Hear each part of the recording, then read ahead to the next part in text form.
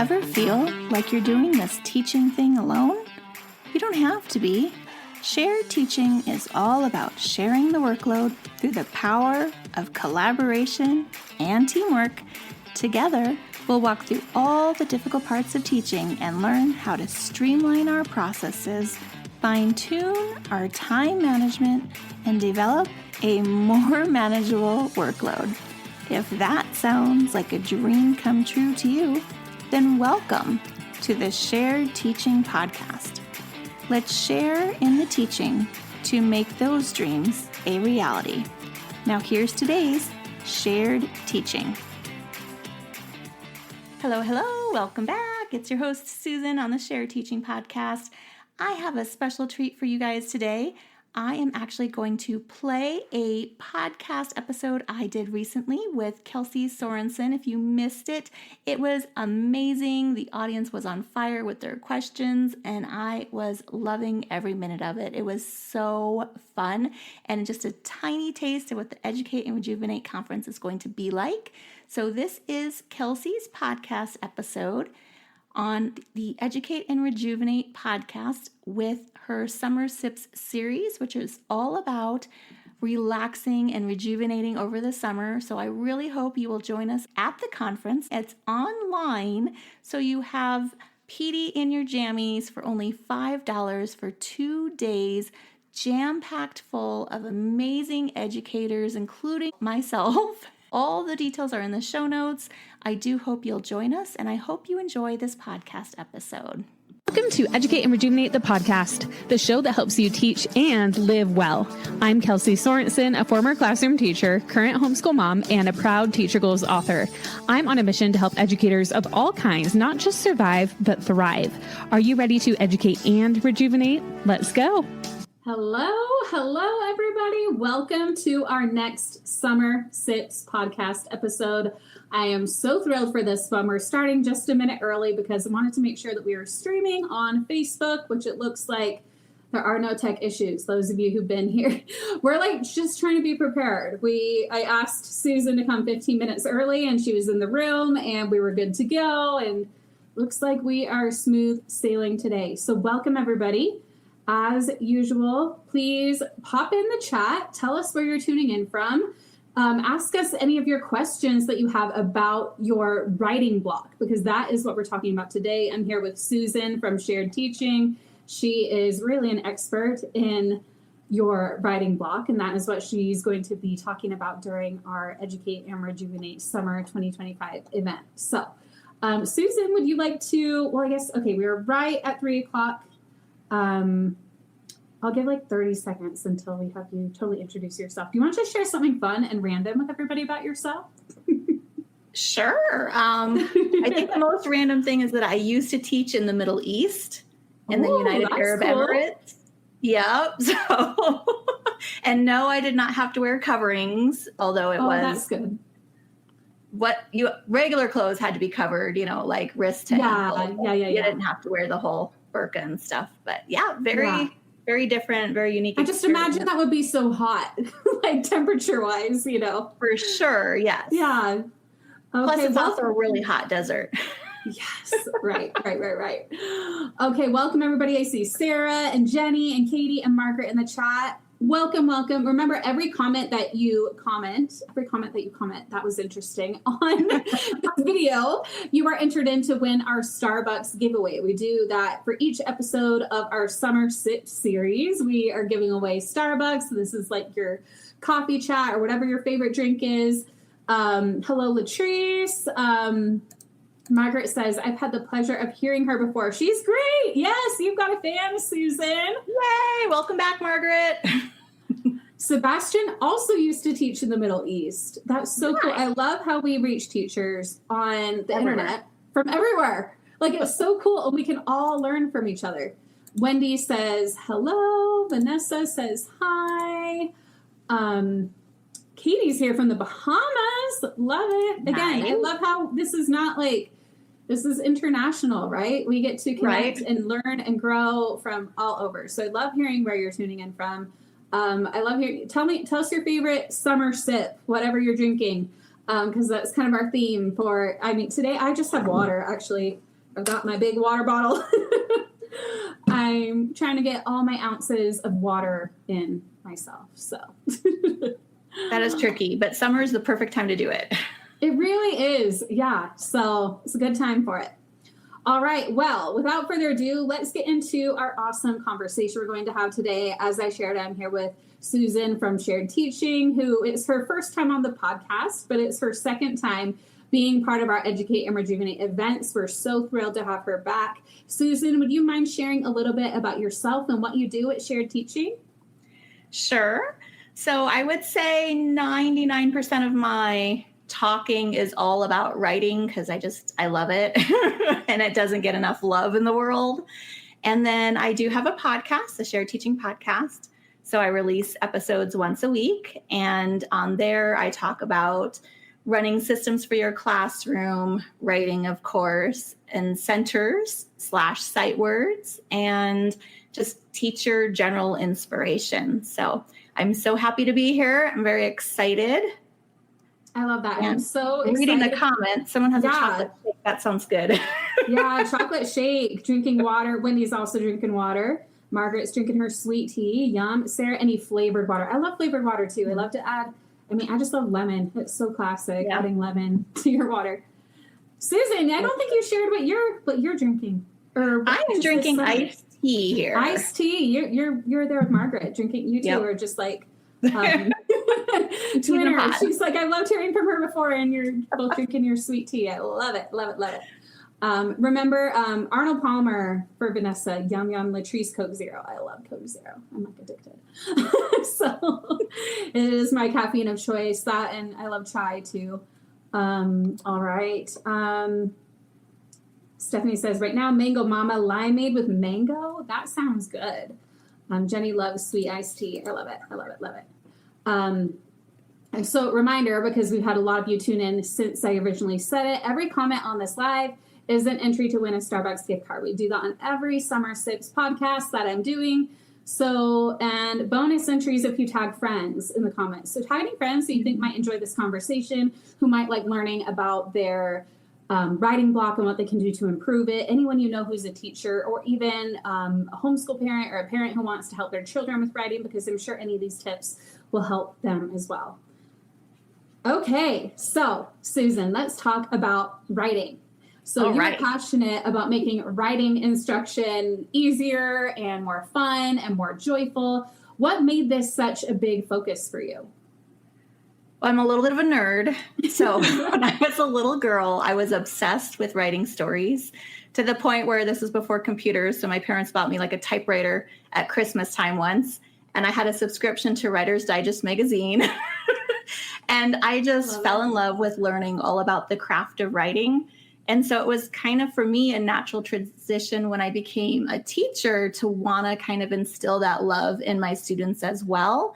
And also learn there's a very different mindset writing for yourself versus teaching it. And so that shift for me was just a fun challenge that I really welcomed.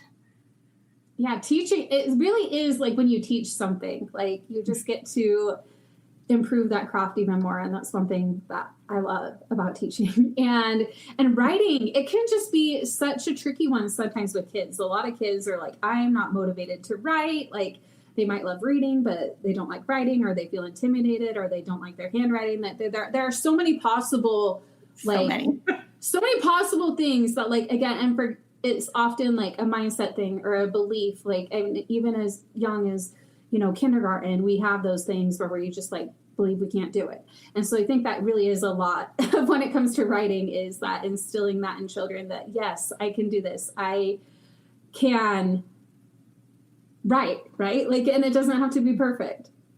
Exactly. Right. Because they're so focused, I think, on like math and reading, that writing is just another extra. And a lot of teachers, I know I've been guilty in the past before, you don't have anything planned for writing that day. So you're like, oh, math just got extended. Right. You're like, let's do more math. Let's do more reading. Yeah. Writing it's a really easy one to neglect as well. But it really is so important, because you think about so many jobs and things that kids are going to be doing in their future, and writing, and whether that be like writing, handwriting, or even just being able to, format and like write an email, like type it out. But again, it's still that like skill of putting together sentences and all of that.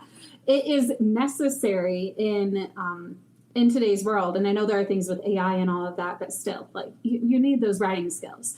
So let's talk about writing block, because again, it's so easy for us teachers to also, like, again, our kids have their things about it, and we have our things where it's like, I find myself skipping writing block. What do you think most teachers think they need that you'd say they actually don't? There's so many, so many things. But I think one of the biggest things is believing in the old style of writer's workshop, where you have kids on all different levels, and that can be really overwhelming, especially if you're not strong in teaching writing. So having to have, if you're not familiar, so it's the writing process. So maybe one kid's over here drafting and making his plan for writing, and then you got another kid over here that's already publishing, and then you got some other kids that are, just editing or revising, and you have them all over the place throughout your classroom. So having to juggle all of that and try to navigate, what am I teaching for the day when my kids are at 5 different levels, not even considering like their writing ability level, just the or they're at different steps in the process. And then we also have the differing ability levels, which has always been a huge thing, but even more since 2020 for whatever reason, we all know. And we're still seeing it now. We're still seeing the impact of that. So we've got kids at different levels, and then, like you were saying, in their workshop, they might be at different phases in the writing process. Right. So I really think that that's trying to juggle all that and then trying to navigate the lessons is one of the biggest mistakes, because it's overwhelming, and that leads us to wanting to shut down and skip. So, or pull out a writing prompt like, oh, this is easy. Like, let's just do this. Yeah. And there's nothing wrong with writing prompts either. Like they can really help us get going with, like, just like a one-day thing. Like, let's write about this. Let's write about that. I think there's definitely a time and a place for that. But also I do love kids being able to go through that full writing process, where it's not just like, oh, I write it once and I'm done. Like, we actually want them to learn, like, oh, there's the brainstorming. There's being really intentional about what we want to write. There's writing our first draft and then looking at it with fresh eyes and doing the editing and the revising and publishing it. Like, it's so much more of a celebration if it's been a project than just like, oh, I did this writing prompt today. And So I'm a big advocate of teaching students almost like what a published author would do for their process, where we have a bunch of different drafts. Maybe we don't pick any of them to publish. We keep trying and writing different things and experimenting. And maybe we only write a beginning over here, and that's what we did for that day. And that is okay. It doesn't have to be a whole process every single time, every day, every week even. Yeah. And I think that's wonderful because, as some of you know, I published a book recently, right? That's why we're live here on the Teacher Goals platform as well. My book is called Educate Rejuvenate. And I turned in my first draft. Well, it was the first half. Like, it was the first half of a draft to them. And I got so much feedback, and I realized, I'm like, I need to scrap a whole bunch of this, but I got my juices flowing. And then it'll be like, oh, my introduction, that's actually not the introduction for the whole book. That's the beginning of chapter 3, and rearranging and revising and editing and all of that. I think it's awesome for kids to be able to learn that too. And just to be able to, I think it also helps you get out of your head so much about this needs to be perfect on that first time, because this is a rough draft. Like, when you can get that into kids' heads, like, it does not have to be perfect. This is me just getting it all down, and then I'm going to be able to take this and turn it into something even better. Right. For sure.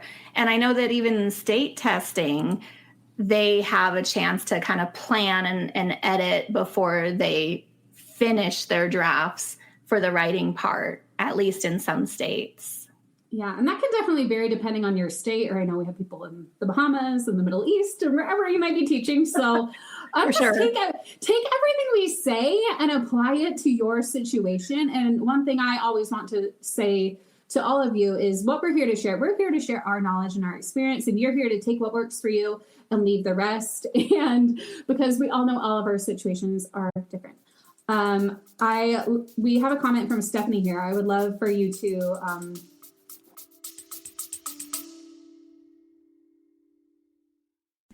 Are you looking for a really fun and enjoyable PD this summer? Well, come and join me and over 25 other amazing educators at the Educate and Rejuvenate conference. It's happening July 15th and 16th, and you can get all the details plus join for only $5 at bit.ly/ERConf. That's bit.ly/ERConf. Hope to see you there.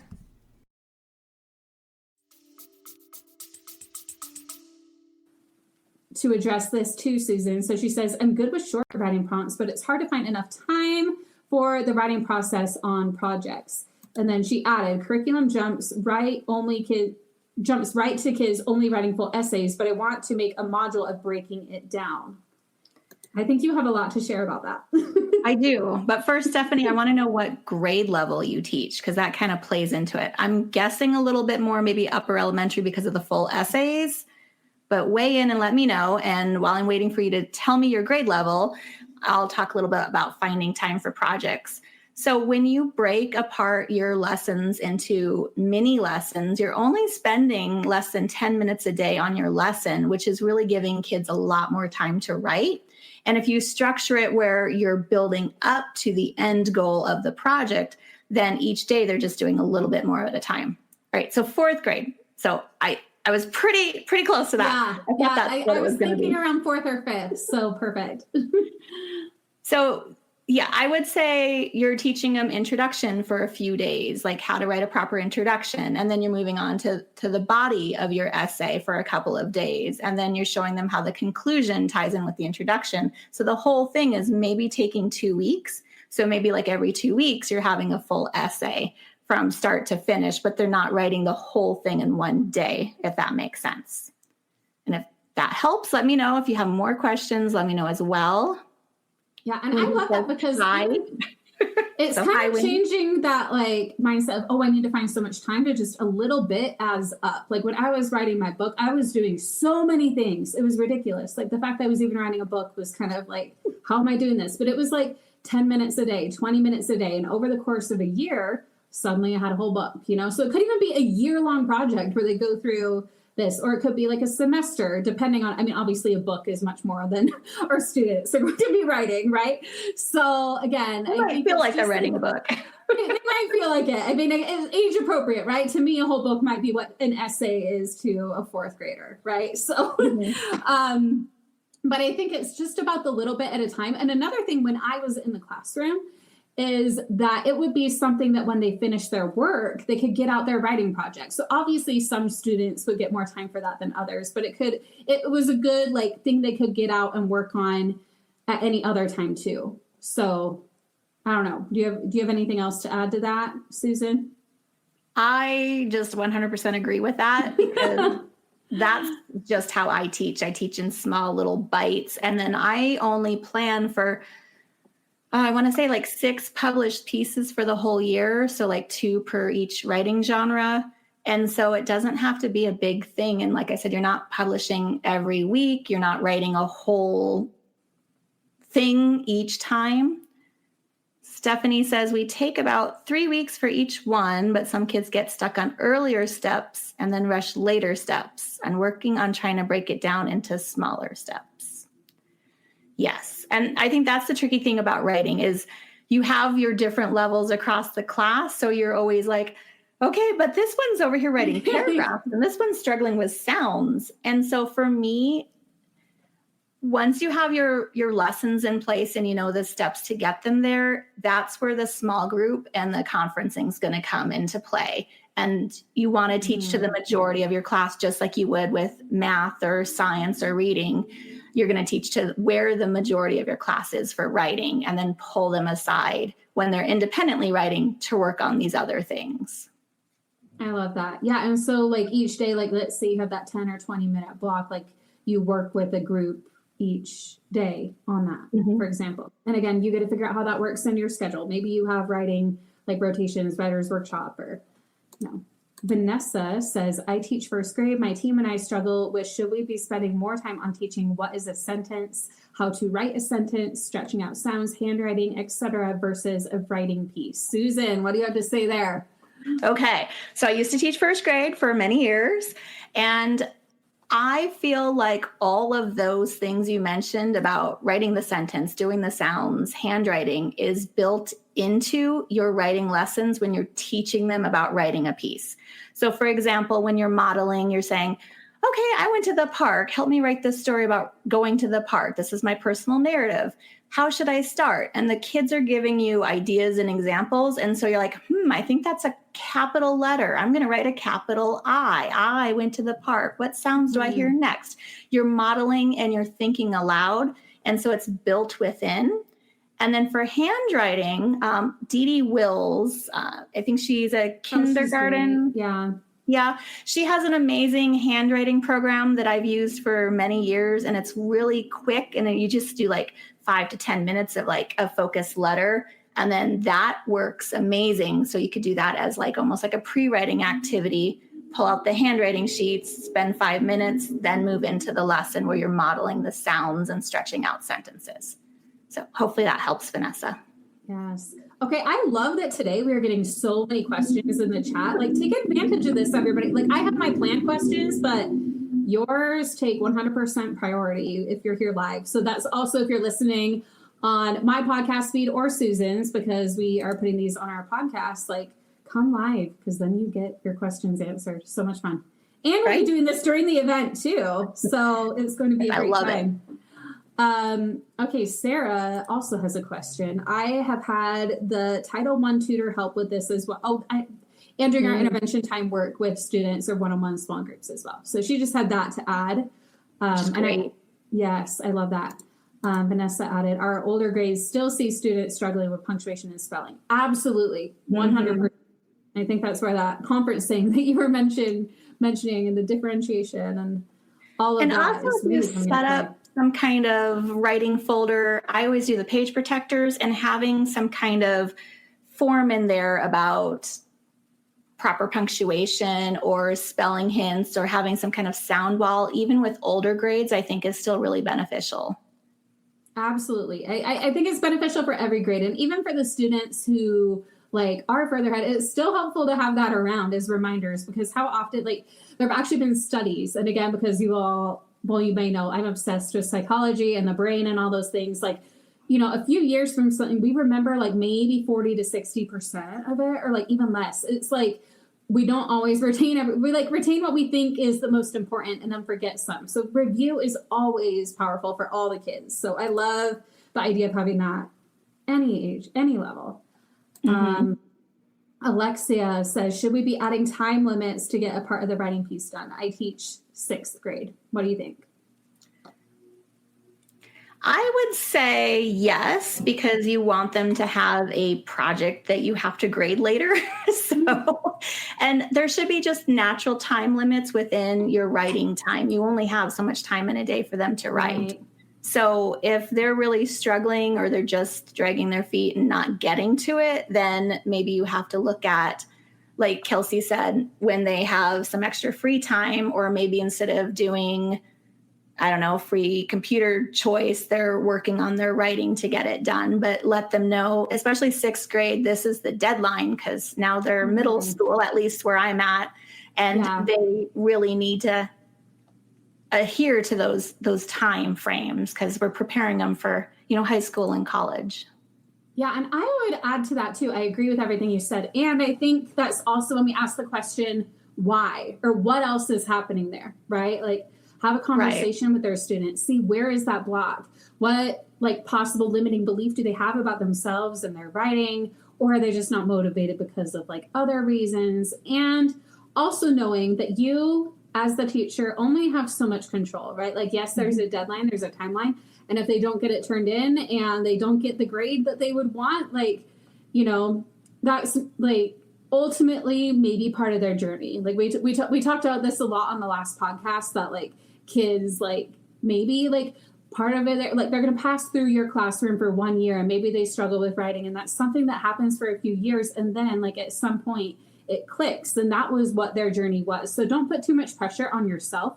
You do absolutely everything you can. You connect with the student, you know, all of that. But just know that not every student is going to meet every benchmark, and that's okay. It doesn't mean that they're going to fail in life. Such good points. I love it. It's life lessons, right? Like it's what? It's life lessons. Yes, I know. I mean, you know, because in my work, a lot of what I talk about is like coaching and psychology and all of that. And it's so important to just, you know, yes, we have our deadlines, we have our structure, we have all this, but also knowing that, you know, connection is such an important piece of that, and just trusting that student that, you know, they're going to find their way, whether it's the year they're in your classroom or not. Right. Mm-hmm. And I'll just add too, Alexia, that think about what the assignments are. So if you're not offering them like free choice and you're telling them what they have to write, sometimes that really plays into them not wanting to write too. So maybe if there's some wiggle room there for them to have a choice, maybe it's the same genre that you want, but they have a choice on what they're writing about. That can really help too. Or I love that. And the way you publish it, like, can they turn their writing into a script and they have a little podcast, or can they film like a little video where they have audio voiceover, like just, especially that grade. That's one thing I love too. So I currently homeschool right now, right? But I think some of these things we can do as teachers too is how to, like, is there a way to adjust it? Not where it adds like a ton of more work to your plate, obviously, because we can't like do that for every single child when we're in a classroom. But like for my own child, for example, one of them, and I'm not always going to name which one, but struggled with wanting to write. But they also loved like making little dumb videos in CapCut. And I was like, what if we combine this? And we're like, let's write an actual script. And then all of a sudden, like, oh yeah, like I want to write that, you know, or I want to write a book about like a comic book. Yeah, I want to do that. So it's like kind of figuring out what is a baby step for them that they could do. Right. So that can be awesome too. Okay, Wendy says, I teach third grade and students came to me not being able to independently write sentences. We have to get them to write extensive paragraphs on the NYS test in the spring. How do you suggest progressing to that and deal with the apathy many kids come to school with today? I think, again, it's going to come to breaking it down into smaller bits so it's not so overwhelming in the beginning. So we're just going to start on how to write a paragraph. And if we're struggling how to write the sentences, then that's part of my think aloud and modeling. Even with them being third graders, you're going to want to talk to them about identifying this is a sentence, this is not a sentence, and go back to those beginning lessons, especially if the majority of your class is missing that core piece. They're really going to need that instruction. So be okay with stepping back in your instruction. Don't feel like you're, I'm so far ahead or so far behind because they have to write all these, 5-paragraph essays, but just say, hey, this is where they're at. And if you can get them even writing a paragraph by, let's say, Christmas time, then they will really take off after that, because kids, once they get it and that light bulb goes on, they go fast. So just think about where they're at, deal with that, and you'll get them where they need to be, hopefully, especially those higher level students. They will be able to do that. Maybe it's pulling a group aside independently that are already on level, but working with the rest of the class. Here's how we stretch out the sentences. Here's what we need to do to learn how to write paragraphs. I just love everything you shared there, Susan. So amazing. Yes, I think it's so important to, and it's part of just like accepting reality, right? Like this is where they are, so this is where I need to meet them. I can't teach them to do this when they can't do this yet. But when they get that foundation, then they can run with it. So I just love that. Vanessa added, we do a lot of modeling, but they are struggling to transfer into their own writing. So again, Vanessa, I'm not sure what grade level, but I would suggest after you're done modeling, you take your model away, because that's where the students. Okay, yeah. So take your model away. They go back to their seats. They're going to want to just copy what you did. So you just take it away and you let them kind of have that independent struggle. It's very healthy for them. And even if you want, you can have them do partners, and your partners can help each other. Okay, what do I want to say? Okay, this is what I'm going to say. And then maybe the next day, the other partner is helping the other student write the sentences, and they kind of go back and forth like that. So think of other ways you can support them, but I would definitely say take that model away, because even second and third grade, they want to just, oh, this is really easy. I'm just going to copy what you wrote. Yeah. Oh, for sure. Yes. Take that away so they can do it on their own. And then I think that's where like feedback comes in too, because then it's like, do it. I will help you. I'll support you. I'll give you that feedback. Right. And I know you shared some, but any writing curriculum or resources that you like? I'm biased. I like my own. Yes. Yes, Susan. So again, she's here answering all your questions, right? So you're asking her, you're trusting her advice. Be sure to check her out. Be sure to follow Shared Teaching. And also, Wendy said she's excited for the summit. She will be at the Educate Rejuvenate conference with her session where we're diving even deeper into all of this. So make sure at the bottom of the screen, you'll see that link, educateandrejuvenate.com/summer2025. If you love what's being shared here today, you're going to get her full session, and also so many more experts like this in all the different areas: coaching, mindset, yoga, comedy, teacher comedy with Anna Kowal from Board Teachers. I love her. You're going to want to be there. We're going to have such a good time. Like, imagine this, like we're having fun right now, but we're going to be in Zoom where it's not just our faces. You can have your camera on too if you want. We're going to be in a room together. It's going to be so fun. You can also have it off if you prefer. Like if you're like, wait, no, you can have it off. Fine. But I love seeing your faces. Or an avatar, or like just a picture of your face smiling. I love that too. But we really want to see you there. We're going to have so much fun. And did I mention you can join us for only $5? And as it says right now, buy one, get one free. Tickets end soon. That soon is tomorrow. And the BOGO is going away. It's not coming back. So you can come, and a friend can come for $5. Like, that's crazy. That's like $2.50 a ticket. Like, pair up with someone in the comments. Be like, let's go together. Right? Come on. It's going to be It's going to be a great time. Okay, so let's get to some more questions we have. I know. I'm like, this is the most we've had in any of them so far. So Susan, take that as a compliment. People are loving what you had to share, and they're like, ooh, she's good. I'm going to ask her. So much fun. Sarah, and we have Maria here from the Philippines. Love it. I love seeing you here from a lot of coworkers that are from the Philippines. So fun. Sarah says, what is your view in the editing process? Student-led with teacher as an assistant, teacher-student one-on-one meeting. Okay, so I do whole class. So I actually have a model of a story that I wrote, and I will show them an editing checklist, and we go through piece by piece. Okay, first we're looking for spelling. Now I'm looking at my writing for spelling. Do you see any spelling errors? And the students are helping me find them. And then when they go to their seats, they're doing the same thing by themselves with a checklist. And then they're going to, in the share time, they're going to meet with a peer, and the peers are going back and forth checking each other's work. So it's kind of a mix for me. And it really just depends on the grade level and the amount of release of responsibility you want to give your class. Like if they are really struggling finding spelling errors and all of that kind of stuff, then maybe small groups, or like I said, the peer process.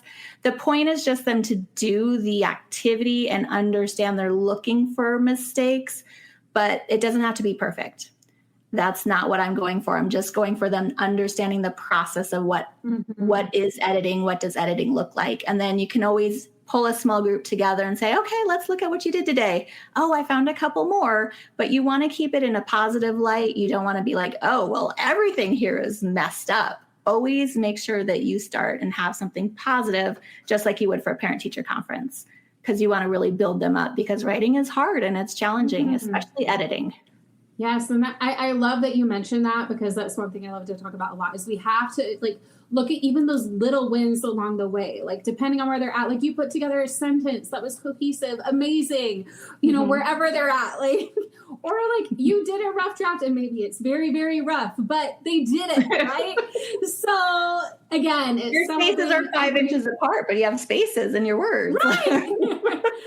So every little improvement, we want to point that out, because when they can see little wins, they're like, oh, I can do this. It really lifts them up. Like, and this is for all people. This is for grownups. This is for kids. And so when we understand that that's just like an innate human thing, that when we can notice progress, it helps us build momentum. We want to use that with our students or with our own children. So, Aurora's here from Chile. Love it.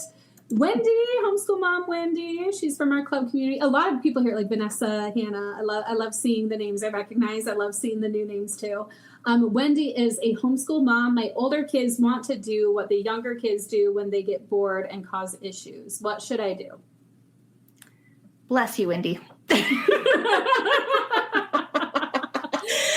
I can only imagine that's like running your one-room schoolhouse, right? Like, Yep. what did my parents do back in the day? I would say that's tricky, because I feel like I need a little bit more context. So if we're talking about you're teaching writing, then I would start with the older kids and make sure that they have their assignment, and then move on to the younger kids and give them their assignment. So then the older kids are writing while the younger kids are getting their lesson, and kind of work that way. So that way, hopefully they're independently working and not causing issues while you're working with your younger kids. Kelsey, you're a homeschool mom. You have anything to weigh in? Oh, yes. I mean, for me, the big thing is just finding little ways to keep the younger kids happy while you are working with the older kids, right? So I'll be honest, sometimes that is screen time for me. Let's just be real. Like, sometimes it is like I let the kids, like younger kids, watch something educational while I work with the older kids, and I'm okay with that. Not always, right? Sometimes it is like, we have like a corner of like the little toys that the younger kids can play with while I work with the older kids. And again, all my kids, I have 3. So my youngest is getting a bit older. And so now it hasn't been as big of a deal. Like, we haven't needed that screen time crutch as much.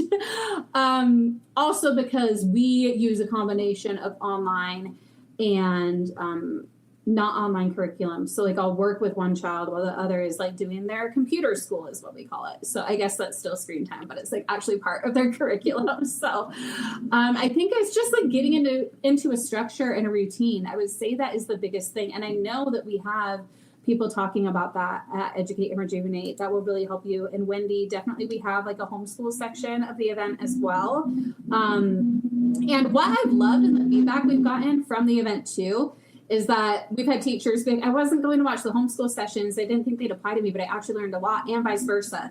So it's great that we can all learn from each other, because we all have that shared goal of teaching kids, right? So it's always great to get another view of it, right?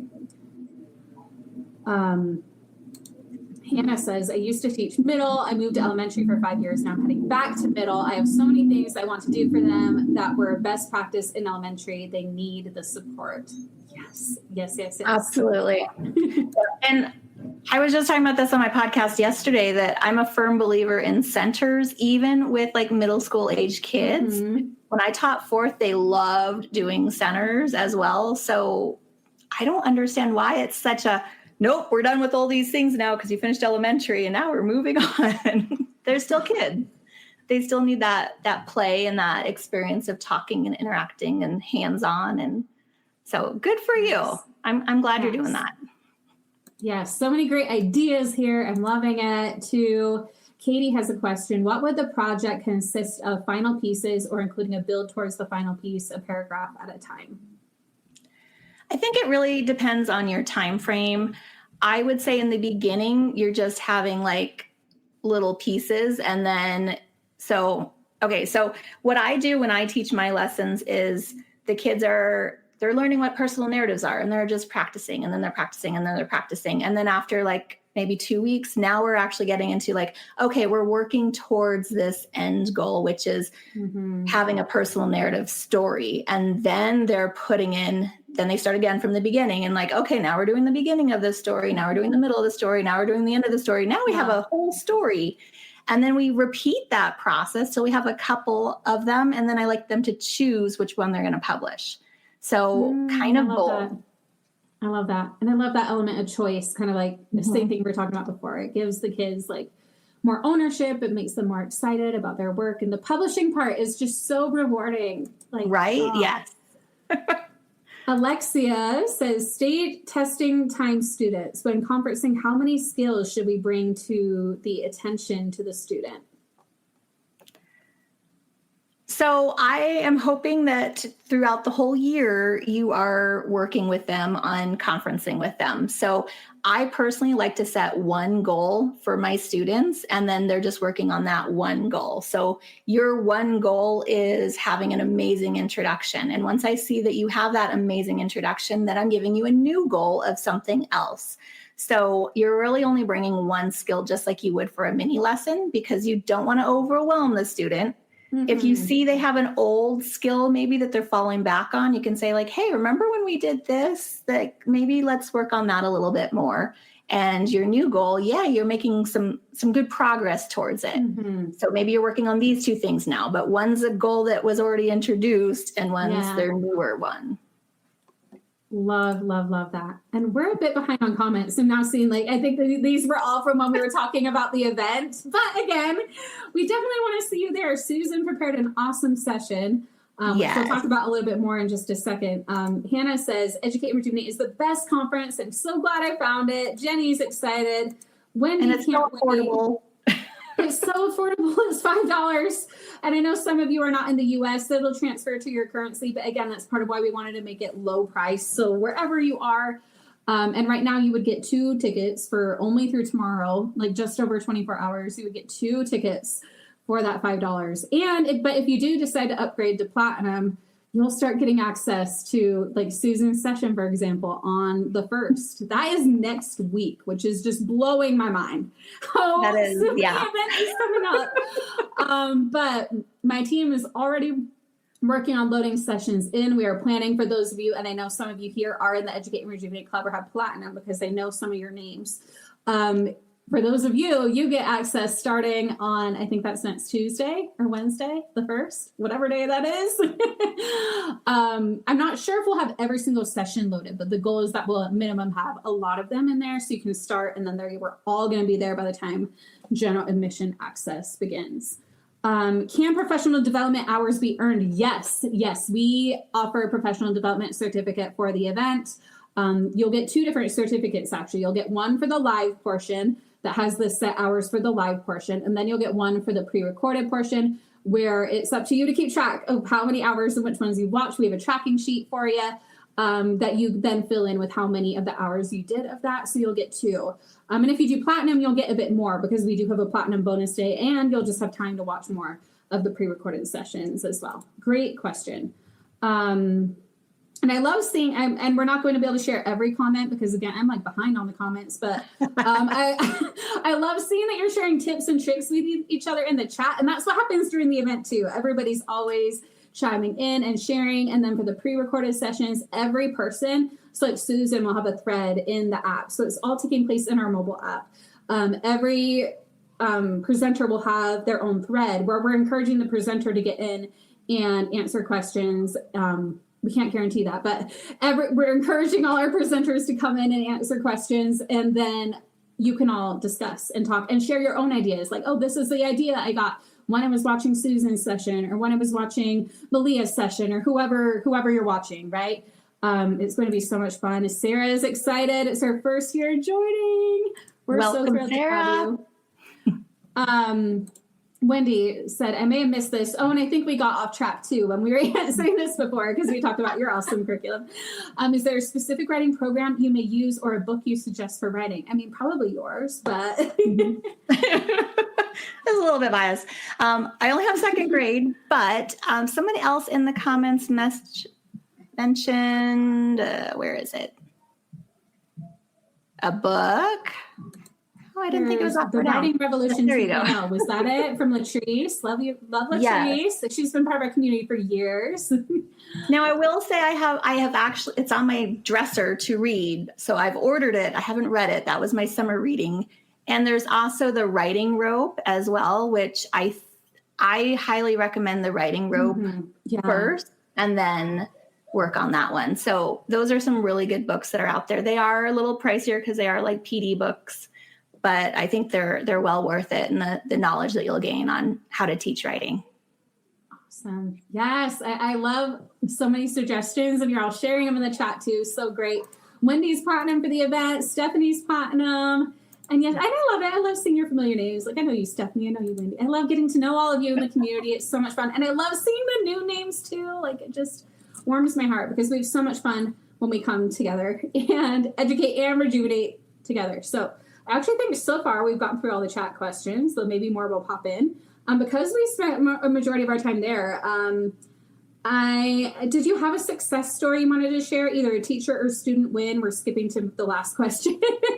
Sure. From Simplifying Writing. I would say it's kind of my own success story. So I took quite a while of COVID time to really hone in on what specific lessons and mini lessons, and created the slides. And so I've used my personal curriculum that I've written for myself for, what is it, 5 years now?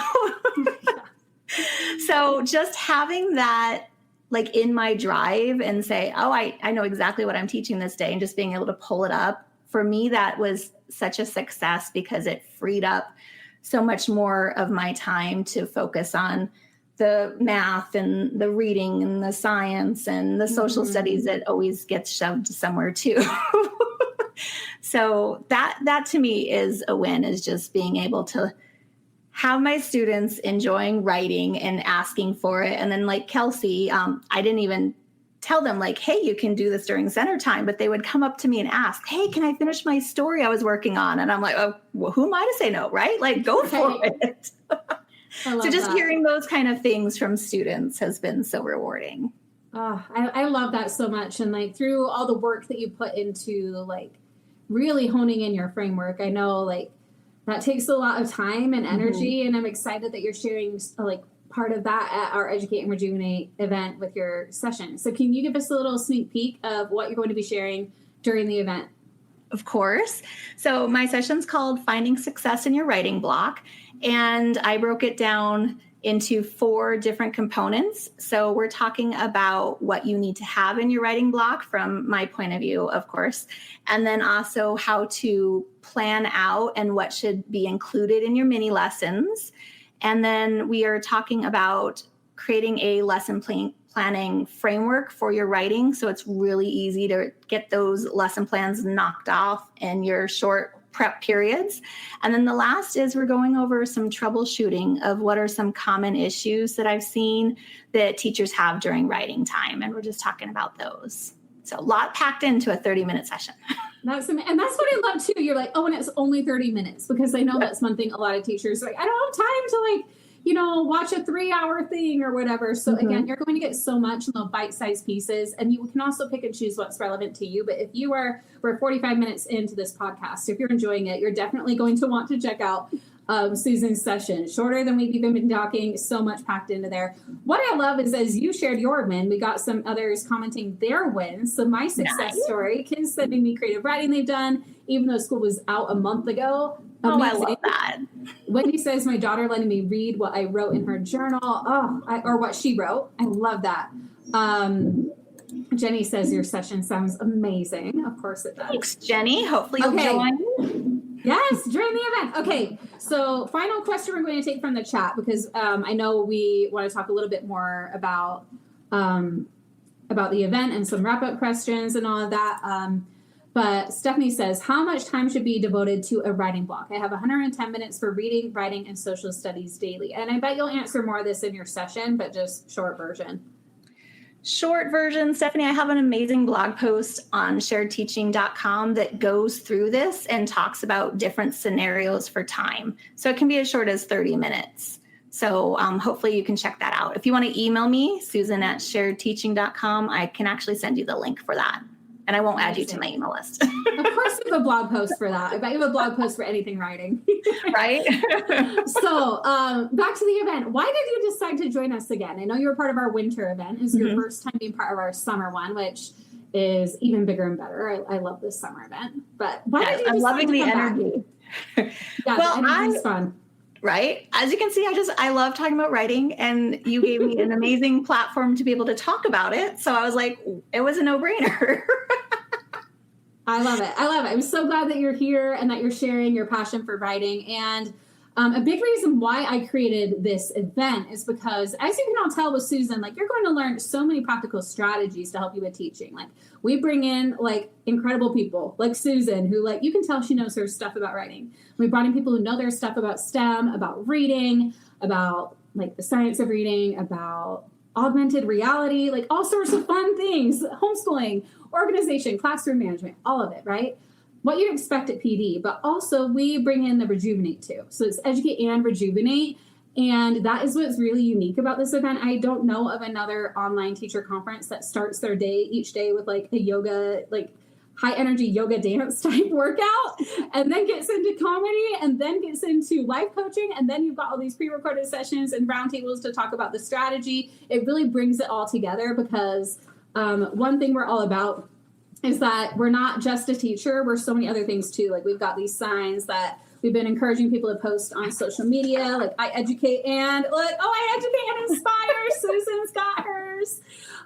Again, I would love for all of you to comment, and actually let me know if it sends you this, because I had it working on Instagram. If you're on Facebook, let us know if you comment I educate and if it sends you the link to this, because I forgot to set it up on Facebook, and then my team member said she would do it, and I can't remember if she's done it yet, but it will be. So comment I educate and let us know what yours is. What is your I educate and? Do you and again, I have a whole bunch of these here. I did a million. I educate and drink Coke Zero. Again, because we are not just teachers, right? We are teachers. It's our passion. It's our job. It's our career. Or if you're a homeschool parent, it's just like your passion for teaching your kids. But we also need to make sure we're taking care of ourselves outside of that. And that's what the event, it brings it all together. And that is what this event is all about, the energy, the vibes. And honestly, like, those of you who've been there, tell us in the chat what the energy is like at this event. And it's going to be even better this year. And can I tell you why? It's going to be the best year yet, because it's the first year we're all together on Zoom in a room where we can see each other. It's the first year that I've actually put together an Educate and Rejuvenate playlist that's going to like be playing during breaks, so that we're giving you the link to the playlist so we can really get the vibes. Yes. And see, right as I say we have a playlist, we have an Educate and Sing, right? And let me tell you, we're going to be bringing some of that music into the event too. It's going to be fun. I educate, and I'm that gym girly. Oh, it looks like it worked, because look at that. Sent you the secret link to your team. Thank you, our mini chat bot. Hopefully it worked. Let us know, one of you, maybe you got the link. And if it was the right link, I would love to know. You should be able to like tap like, I'm ready, and then I'll send you the sign. Wendy says the energy and variety is amazing. You can pick and choose what will be helpful for you. It is so fun. Margaret says it's inspiring. We're just really going to have a great time. Like, it's not about the presenters knowing everything or me knowing everything and sharing our knowledge with you. Like, yes, there's that, but also it's the community coming together, us sharing with each other, us lifting each other up. It's a lot about the energy and the momentum that this event brings. It's, yeah, like Hannah just said it. The energy is so electrifying. The community is amazing. I even met people in real life from the Educate and Rejuvenate. Yes, and Sarah educates and travels, so maybe she's up for a meetup too. I know we've been asked, when are you going to do an in-person event? And I would love to. It's like on my list of things I would love to do, but obviously that's a lot of time and budget. We're not quite there yet, but one day that is on my list. Okay, so there's my plug about the event. Please go to educateandrejuvenate.com/summer2025. Check it out. Join us. We would love for you to be at the event. Nicole said it worked. She got the link. Yes, thank you, Kelsey Thomas. If it's not confusing, I've got another Kelsey on my team. Oh, and no, I keep saying Thomas. She got married. Kelsey Hemphill. I'm not used to that yet. Okay, so we got some fun wrap-up questions for you, Susan. What is the funniest thing a student has ever said to you? So I'm not sure if it's funny, haha, but I found it amusing. So I do this goal setting activity with my students where they pick a word that they want to focus on for the school year. And it's called One Word. I got it from TPT. And one of those girls picked Growful, grow F-U-L-L. And that. her explanation to me was so funny because she's like, it's when you do math for 1 week and you're really bad at it, but then the next week you're good.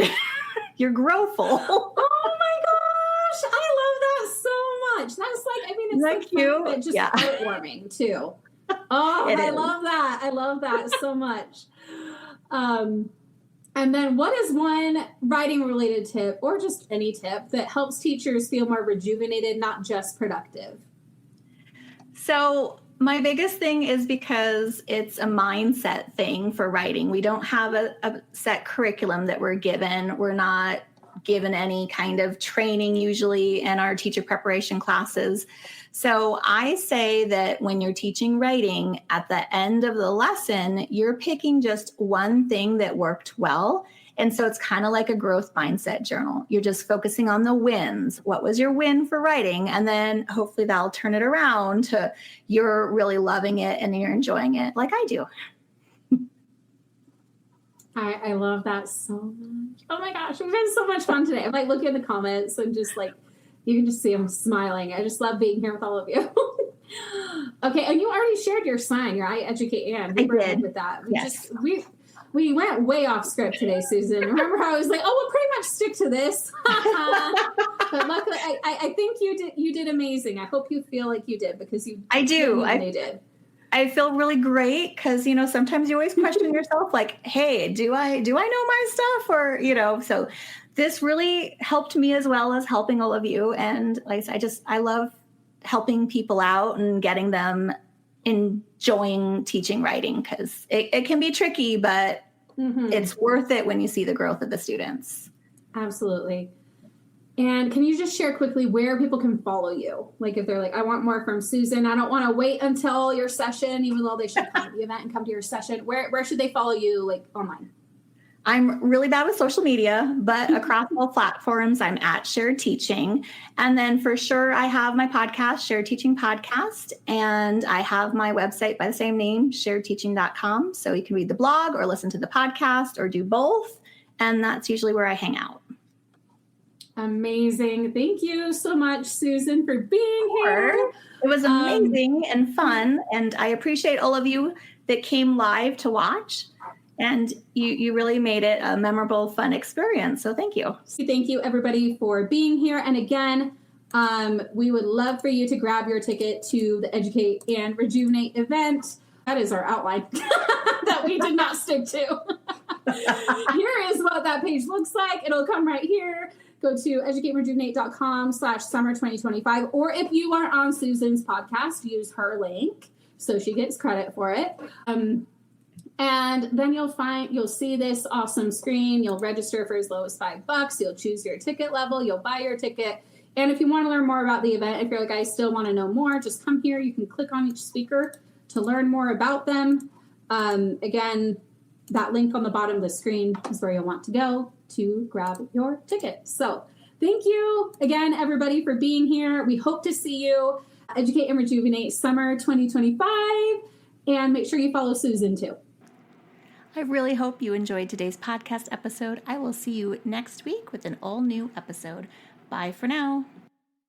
If you've loved this show, then join me in sharing the teaching, hitting that subscribe button, and leaving us a review on iTunes so we can be found by more teachers like you who are ready to start sharing the workload.